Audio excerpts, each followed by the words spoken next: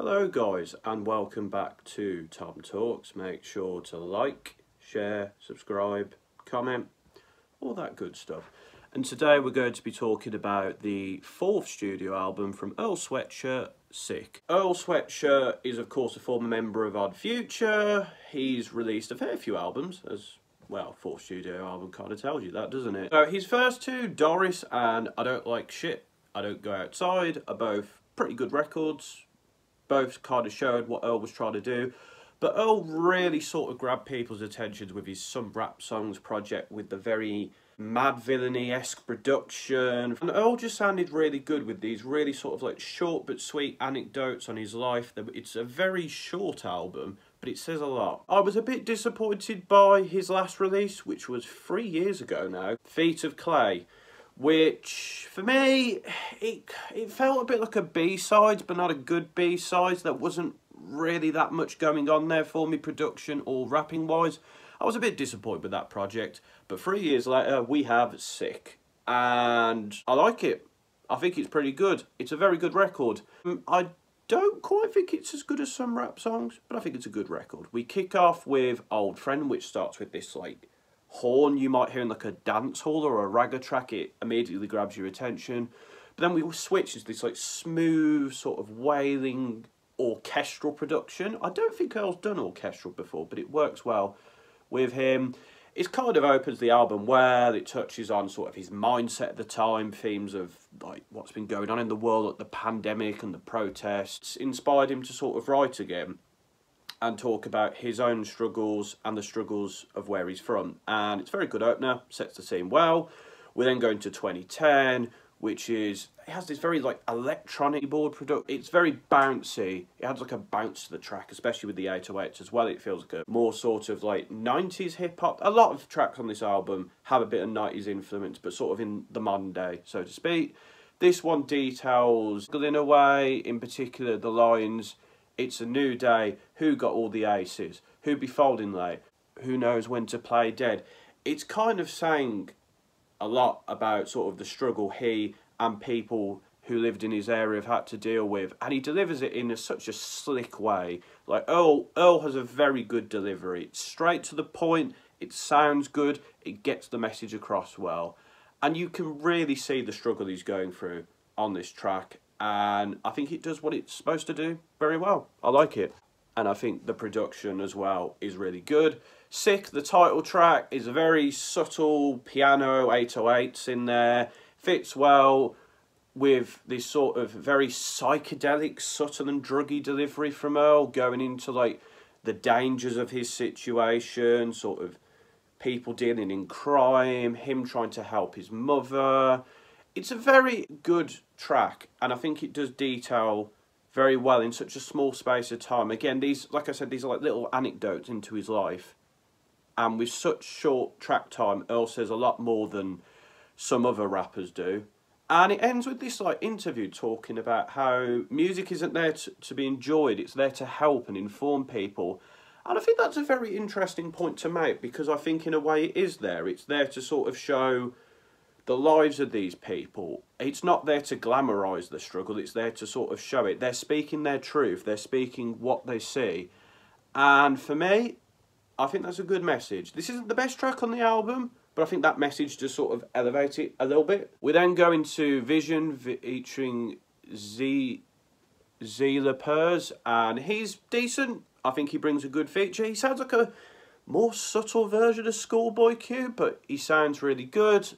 I love like the production. We start with these like bird noises, and then there's horns and the keyboard, and again it's very psychedelic, talking about sort of selling drugs, trying to help his mother and trying to help the people around him and the life he has to lead, and like the vocals are layered into his verse. It works so well with his delivery, and like it's this more sort of psychedelic, airy sort of a bit all over the place, like he's really stoned or high. I particularly like the line, "I get the green like it's kelp." It's a very simple line, but Earl makes the simple sound good, which is why I like him.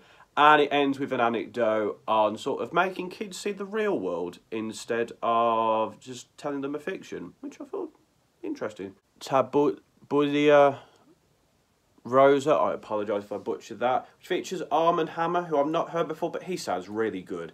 He's just got this very sort of like Earl, it's sort of, there's this grit to his voice, which matches the grit of what he's saying. Very clear, it's very honest, and I love in the intro the has.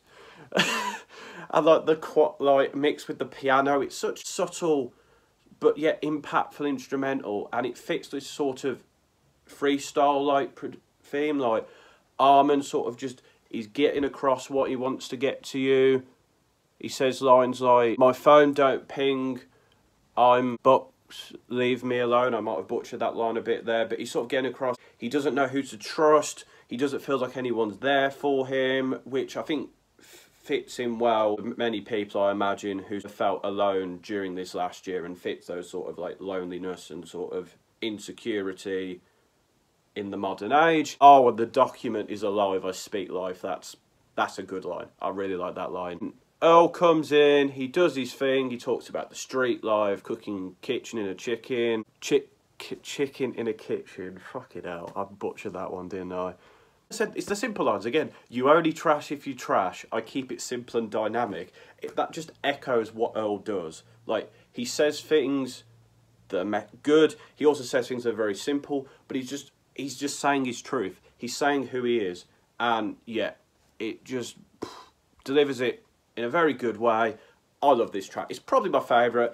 And what I love as well is it's like a freestyle. Early sort of, you can hear the breath going away and the more strain in his voice, and it gives more impact to the words he's saying as the verse goes on. And yeah, love this track. Great track. Lie is another one of the more shorter cuts on here. It's got this brass, this very 90s instrumental vibe about it. A bit like this album over here. He's sort of questioning about where the love went, why is there hate in his life. It feels like he's talking to himself. He's judging himself and his impact on, and I think that's kind of like a theme of this album. Earl's trying to say, is my music helping people? Am I telling things how they should be? Should I be doing more? It seems like life is hitting him hard and he wants to do something. Yeah, good track. Lobby Int. It's got this like murky electronic trap instrumental which really grabs your attention. It's unlike anything we've heard so far on the album. It's just a rappy rap track. Earl is rapping his ass off here. This tune, it just slaps. Earl's just like da-dun-duh, da-da-da-duh, da-da-da-duh. Non-stop hard-hitting stuff. And yeah, it's just the kind of banger that you want if you just sort of driving in your car, in your whip, just sort of down the street, sort of going, look at the music I'm playing, look at me. Yeah, it's a good track. God Laughs has a more sort of smooth, chilled beat to it, bit of IDM influence in there. And the vocals are mixed down very quietly so that you can hear what he's saying, but it matches the sort of the melancholic vibe of the track, talking about overcoming his issues to make himself better. Like, it feels like with this album so far, he's been talking about the issues in his life and now he's trying to make a difference. He's trying to improve his situation. I think this is a good, solid effort. Titanic is a good track. It starts off with like this whirring sort of trap drum beat, which sounds a bit like the intro to JPEG Mafia's track Bold. But then like it comes in and the electronicness and the trap beat sort of, it's not like that track at all. I just think that was a good comparison with the intro. Again, it's another banger. It's like a story of his friend like crashing his car and how they got out of the situation. He delivers these fire bars, man, like Sweatshirt, because you know how revenge is best served, cold dish. I just love the way he delivers these lines. They're like subtle, they're not overly complex, they're just straight to the point, they sound good, Earl sounds good, it's another banger. And then we close with Fire in the Hole, which is very different. There's like this Spanish guitar in the background. And the instrumental here, I think it's the first time I've been like, okay, this needs more work. It's a bit repetitive. I know at the end, like the piano comes in and there's that instrumental bit at the end of the track, but I think it goes on a little bit too long. I think I would listen to this track alone. It's sort of Earl talking about like a girl he misses, trying to get back in touch with her. I think it It's a good closer, but I don't think I'd listen to this on its own, personally. Overall, I do really like this album.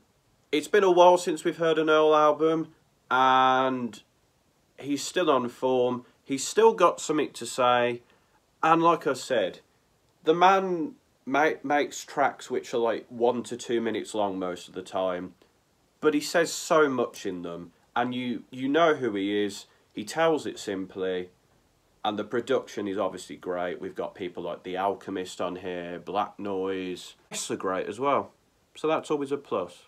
This isn't the best rap album I've ever heard, but it is definitely one of the best ones I've heard in Earl's catalogue. So it's going to get an 8 out of 10. What did you think of this album? Have you listened to it? If you haven't, go give it a listen. It's pretty good. But if you have any thoughts on this review, leave them in the comments. Go follow TomTalks98 on Instagram if you want updates on future videos. And until next time, this has been another Tom Talks.